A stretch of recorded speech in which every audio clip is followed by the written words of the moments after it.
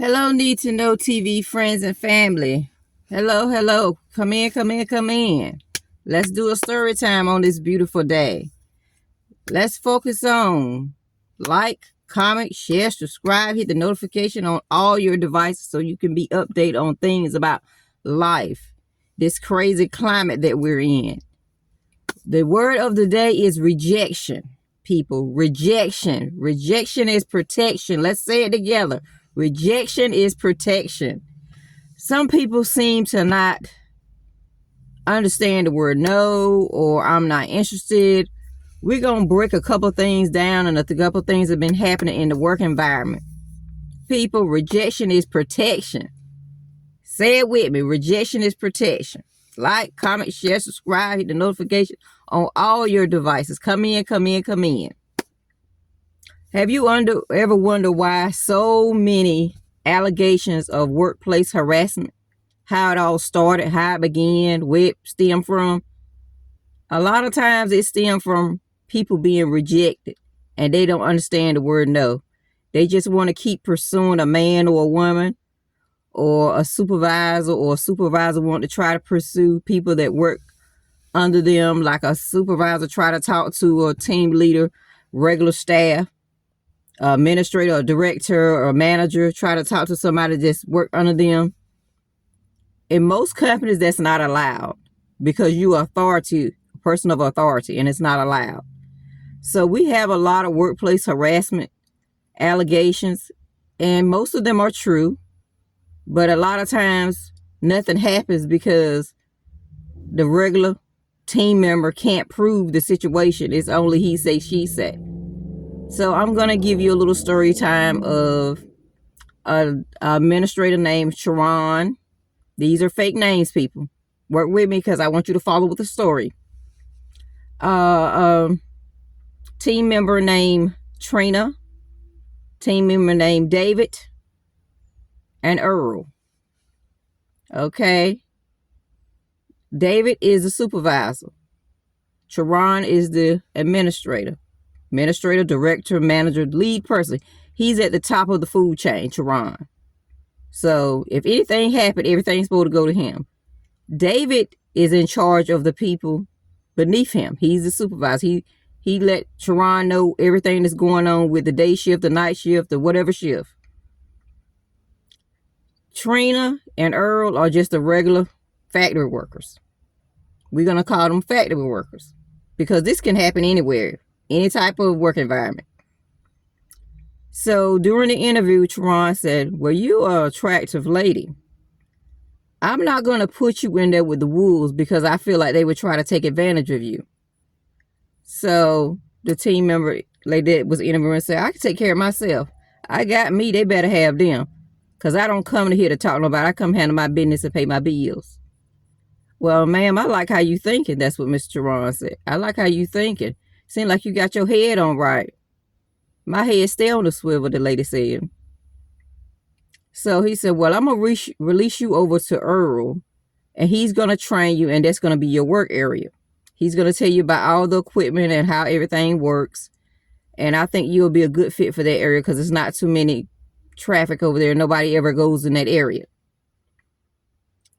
The young lady said, well, I can work anywhere. You know, I get along with everybody. I'm not a problem person. I mean, I can be flexible. You can send me anywhere. I know how to conduct myself as a lady.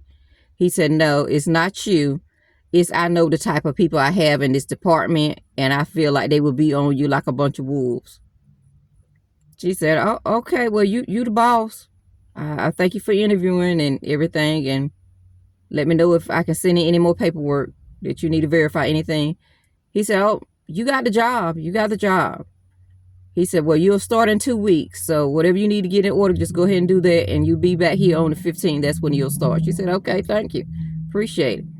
She started working with Mr. Earl. He trained her. Then David came over and introduced himself. Hey, I'm your night supervisor. I'm your day supervisor. I work all 3 shifts. I'm in between shifts because I need to make sure everybody see my face. I'm the one you come to for anything. And I mean anything. That's strike one, people. Because it's not the way what he said, it's how he said it. We got to pay attention, people. People give you signs of when they know they up to no good. So she was like, oh, okay, I shouldn't need anything. Mr. Earl is pretty good. All right, he went on by, Mr. David went on by his business. Mr. Earl began to ask Miss Trina, are you married? Do you have kids? Are you happy in your relationship? He tried to get into her brain. After working a year, she never spoke of her business. She never said anything about her friends or family. She never gave any information. Mr. Earl kept trying to make advances of, well, some people be in a relationship and they ain't happy. You ever thought about doing something on the side? She said, when I'm with somebody, I don't cheat. I'm loyal. I'm not interested. I'm here to make my dollar bill. That's all I'm here to get. I don't need no friends, no family, no side piece. Well, you attractive woman. Well, you ain't never worked with no attractive man. All these people you don't work with, you ain't never fell for nobody. She said, no, I know how to conduct myself. What I got is at the house. He said, well, you like steel. You don't move at all, do you? I done gave you all these attractive advances and told you attractive lady and gave you all these comments. You didn't even budge. You just said thank you and kept right on working. I know it's something that breaks you. I said, well, nothing break me but the bank, baby. She kept right on working. He kept right on trying to make advances. Miss Trina said, don't you got a woman? You should have a woman. You need to give that woman all them compliments because I'm not here for that. I'm here to get my dollar bill. So a couple more weeks went by. So Mr. Earl had to be floated over to the other department over there with Mr. David. They got in the locker room, they got to talking, and got to do in the locker room talk. Say, you know what? You can't break Trina. I done tried everything to talk to her. It's your turn now, David. You going on over there and talk to her. She might not like me, you know. She might not like me because I done made too many advances, you know. She done turned me down with everything I done said. So I advise you not to say nothing. So David said, well, I tell you what. Let's make a bet. $50, $20. What y'all want to bet? I bet y'all get her. Mr. David went over there and tried to make his little advances. Didn't work. Miss Trina, she said, look, I don't know what kind of game y'all running, but I'm not here to meet nobody. I'm just here to get my dollar bill, take care of my family, mind my business. Y'all going on. Oh, you attractive lady. You attractive lady. I see that you be driving. Oh, that's nice. Where you get it from? She said the store. Just like everybody else get their car from the store. Oh, you trying to be funny. You trying to be funny. Well, I'm your supervisor. You got to respect me. Whatever I say do, you got to do. So Miss Trina said, well, what are you asking me to do? Because I know my job description. I have it right here in my hand. Whatever I tell you to do. If I tell you, you got to go work in another area. If I tell you this or I tell you that, you got to do this. Yes, I don't mind doing what's the policy, what's the procedure, what's in my job description. I'm just not going to go outside it. He said, well, I can write you up if you don't do what I tell you to do. And Miss Trina said, well, what are you asking me to do? He said, well, don't worry about it. Do you got a man?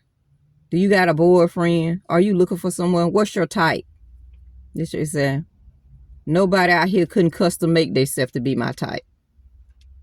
So pass it on that I'm not out here looking for nobody. I'm just out here to get my dollar bill. It's more than that. It's something that'll break you. It's something that'll break you. What you like? Money like everybody else? Everybody like money?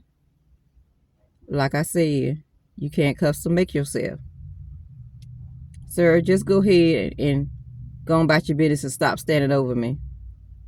You invaded my space. Well, Turner, you going to look at me and you going to talk to me when I'm talking to you. You seem like you get a little smart. I'm going to write you up for being smart. Look, Mr. David. She told Mr. David, get away from me. I don't have time for this. Just mind your business. Just go on back over there and do your supervisor duties. Mr. David kept right on trying to talk to Miss Trina. Kept right on trying to make advances. Kept right on trying to say he was going to get her in trouble. He was standing to the time clock every day when she clocked in every afternoon to make sure she wasn't a minute early or a minute late or clocking out early. He was trying to find a loophole somewhere so he could write her up because he was a person of authority and he kept getting turned down. Some people don't understand, no. That's where a lot of these sexual harassment and allegations come from, because you have people in authority that don't understand the word no. Rejection is protection. She told him, get away from me, sir. Get away. And he kept saying, you can't talk to me like that. She said, sir, to try to be respectful. She could have said, you dumb, get out of my face. But she held her ground, and several months he kept coming after her. She had already heard through the grapevine that they was betting on her, but she wasn't that type of chick. She was a stand-up person that meant her business and meant what she said. And she been in that company all the many years and ain't never touched nobody. But they couldn't stand it to be rejected. And she knew that those people that were coming at her was not her type. Y'all got to listen to these young ladies and these young men when they come in your office and say, so-and-so was bothering me. Have a conversation. So she had a conversation with Mr. Teron and said, hey, keep him away from me. He only need to come and get supplies or stuff. He don't need to say anything to me because I feel uncomfortable. He was standing over me. I told him, leave me alone. I told him he was asking me about personal questions. I told him I already been through my interview process, and that's not part of the interview process. Do you have a man? Do you have children? What's your type? What position you like? You know, do you like this? Do you like that? He was asking personal questions. Can you have a conversation?